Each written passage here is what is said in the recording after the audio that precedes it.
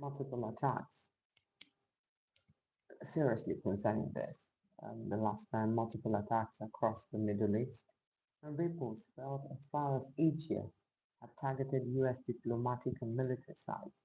Governments speak of retaliation and deterrence. Analysts actually warn of escalation. Civilians near these facilities face danger. But before we rush to judgment, let's ask some questions. What exactly has been hit? How many US assets have been attacked? And what do these strikes tell us about the shifting balance of power? Tonight, we're mapping the skies, the targets, and the global question no one wants to simplify. This is the board angle with Chioma Lina. And we start today with some facts. Some facts. Over the past several days, Iran has carried out numerous missile and drone attacks across Arab states hosting US and allied assets, marking one of the most visible escalations in the region of in that particular region in years. I'm putting it for you so that when you get to answer, you would know what to say. Some of the confirmed attacks were on US embassy in Riyadh, that's Saudi Arabia, targeted by drone strikes. Structural damage reported. Structural damages were reported. Saudi authorities condemned the attack as a breach of norms. Now, on the second one was the US Embassy in Kuwait. Kuwait City, actually. In Kuwait City, targeted with missiles, facility closed as a precaution. Now, US Consulate in Dubai, a city that is meant to be a tourist place. The US Consulate Dubai, United Arab Emirates, suspected Iranian drone strike hit the parking area, causing fire and triggering actually emergency responses. The fourth one is the US military facilities across the Gulf region. Did you see the way I have to? Because some of these things are quite delicate. The US military facilities across the Gulf region. Talk about Bahrain, facilities associated with the US Fifth Fleet were struck by missiles and drones. Now in Qatar, no, don't even attempt to rush it. Just calm down. It's not so much that you can bear. Just be calm. Look at Qatar. Attacks targeting air bases used by US forces, including the Al Udeid Air Base, were reported. Air defense interception actually systems were engaged.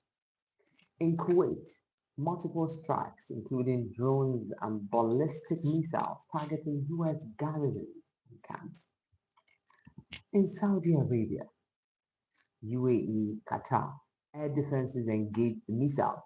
Some interceptions caused debris impact in nearby cities. Let's try to examine what this means. Remember, we don't judge this from one perspective. We don't look at it from one perspective and say, oh, this is it. No. Yes, it is known that at least 6 distinct locations hosting US diplomatic or military assets have been struck, targeted, or forced into emergency closures. Multiple strikes across at least 4 countries hosting US facilities were confirmed. Air defenses, civilian areas, and sometimes near critical infrastructure have also been caught in this crossfire. Trying to describe what type of attack, and let's also understand the pattern before we ask the questions. What striking, literally, about these attacks in the uniformity of tactics? One will notice drone swarms, ballistic and cruise missiles, coordinated salvos aimed at multiple targets. simultaneous civilian and military facility targeting, you would understand that this isn't a scattershot sporadic campaign. Mm-mm. It is patterned, region-wide, date clustered, multi-vector. And when we talk about multi-vector, we talk in terms of missiles, drones, low altitude threats. Look at look at the coordination from Kuwait to the UAE, Bahrain to Qatar. Reveals intent, not randomness. Yet that intent can be interpreted differently depending on perspective. So I would like that we look at why these assets. What's the geopolitical logic? Let's try to unpack why US facilities and diplomatic missions have become what you will call a focal point. Let's try to understand the symbolic value. US embassies and bases represent American presence and influence.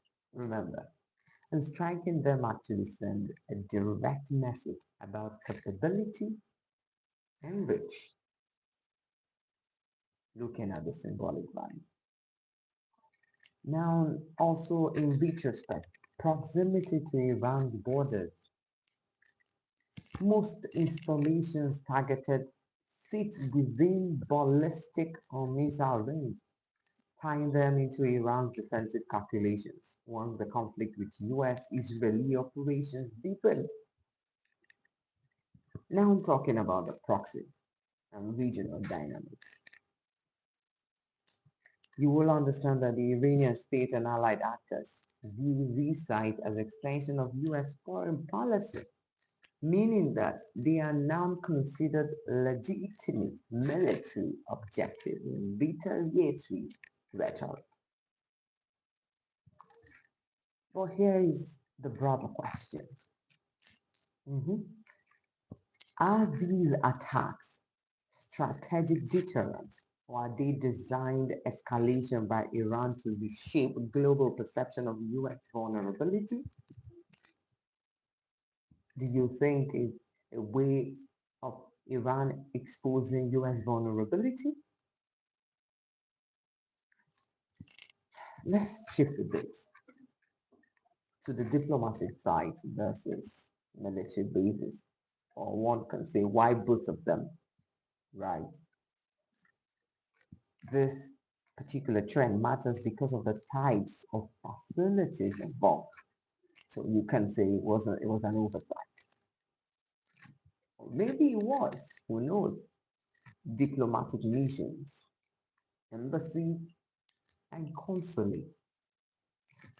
Typically, because when you try to analyze this trend, you understand why they matter because of the facility. I mentioned that before. Diplomatic missions, when you look at embassies and consulates, they are typically protected by international law. Attacking them is a violation of norms. Yet drone and missile strikes have reached their vicinity, forcing closure.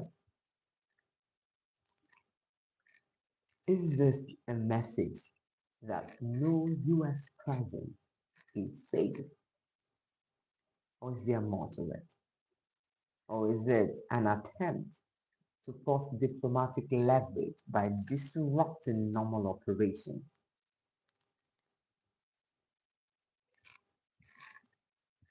Let's move that a bit to the military installation. But before we do that, I want us to take a quick break and we'll be right back. Just keep it there. I don't go nowhere. You're welcome. Before we took that, you're welcome.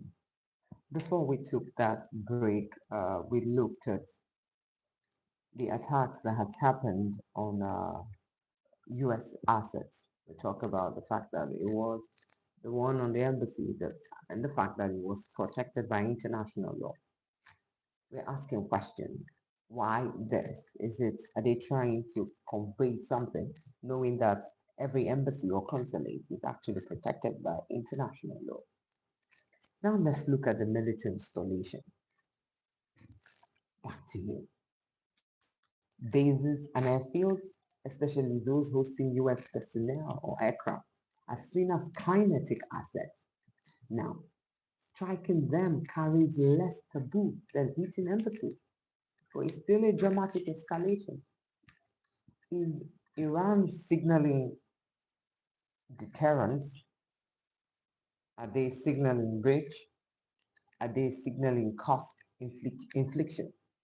Or is it possible it's all of the above? I want that to sink in. And how does the United States interpret such signaling?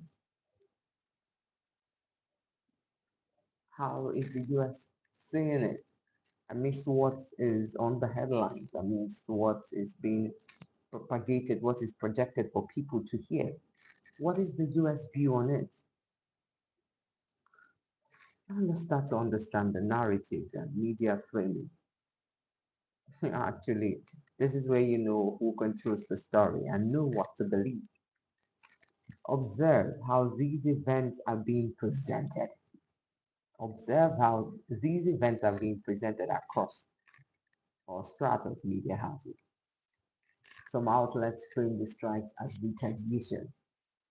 Others label them as dangerous escalations targeting US personnel. There is actually some certain narratives that emphasize a broader Middle East war, while others position, they actually put it as a localized deterrence. Yet, rarely is the nuance highlighted.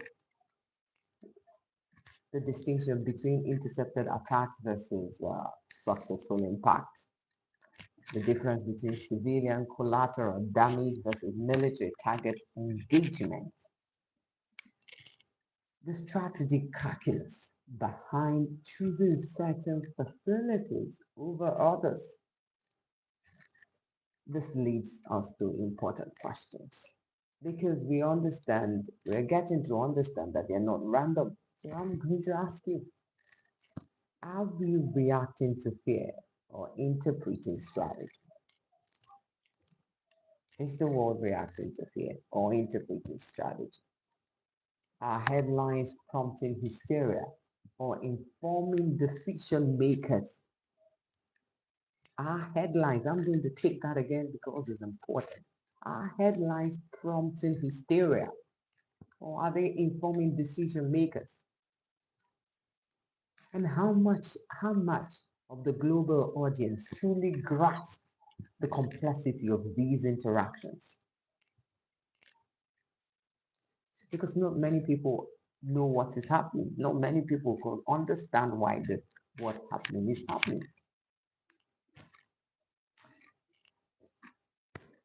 Here are the core scenarios policymakers and observers must wrestle with.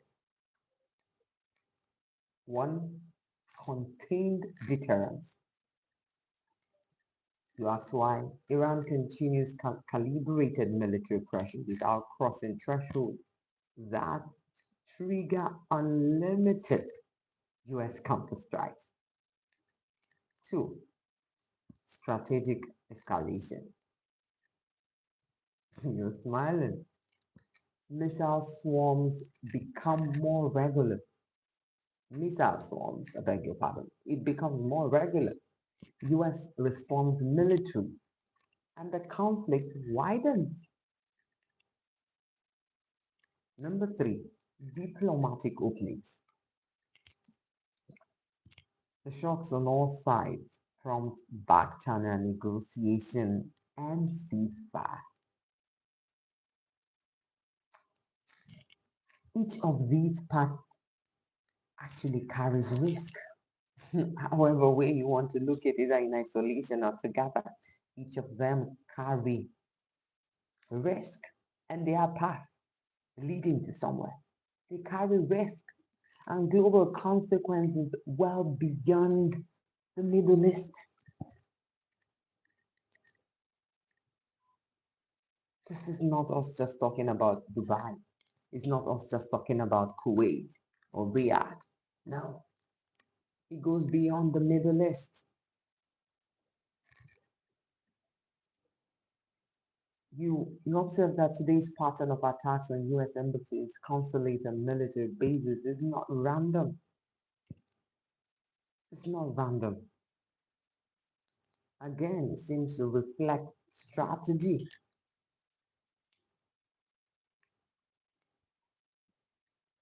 Yes, it seems as if that's what is reflecting. Strategy, messaging, calculated capability. But let's ask the broader question. Does frequency imply vulnerability, or does it force clarity on global stakes?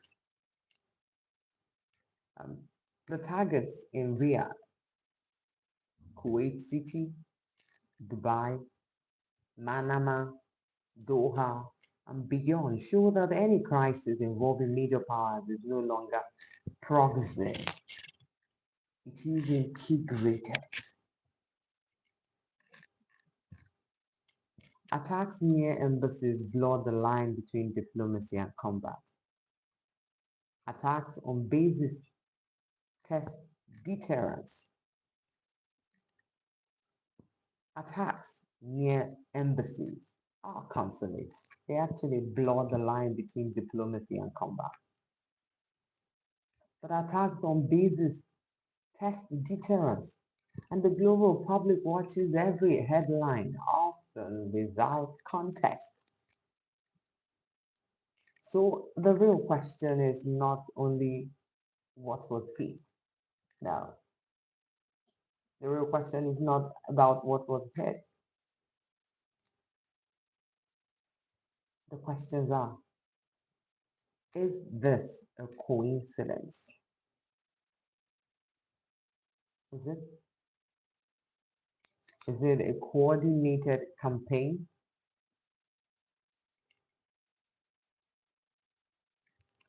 Or can it be seen as a symptom of shifting global order?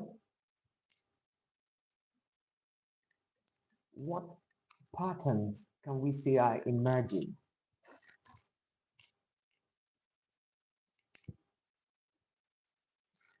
What do the similarities in attacks? What do they tell us? And why does the world seem unsurprised yet unprepared? Like, why does the world seem unsurprised yet unprepared?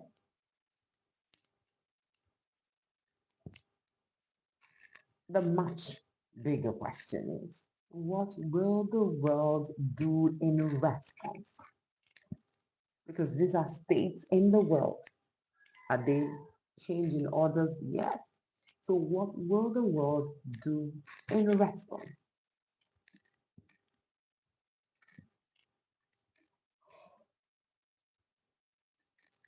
This has been the bold angle with Chioma Lina, where the headlines end. The questions actually begin. I am Chioma Lina, and I'm sure going to see you next time. And yes, please do not forget to subscribe to this channel so that you will always be prompted every time we come on board.